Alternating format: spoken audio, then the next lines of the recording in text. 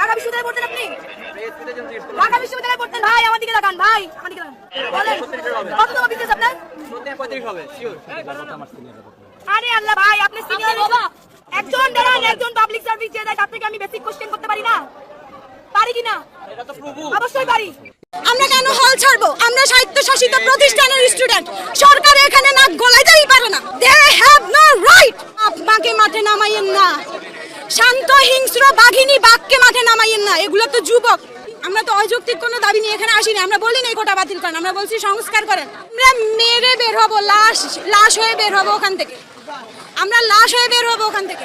স্টুডেন্টরা কেন বলবে এটা কেমন কথা?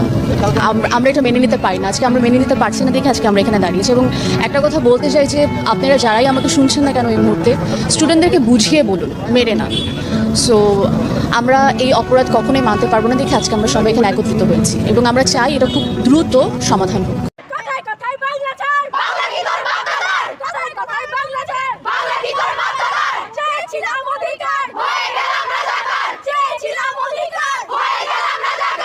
এটা তো আপনি কালকে যে সাইদ যে ছেলেটা ছিল, যে ছবিটা, রংপুরের ছেলেটা, ও নিরস্ত্র একটা ছেলে। আপনি স্টুডেন্টদের উপরে গুলি চালাতে পারেন? আপনি ছাত্রদের উপরে, নিরস্ত্র ছাত্রদের উপরে কোনো অবস্থাতে আপনি গুলি চালাতে পারেন?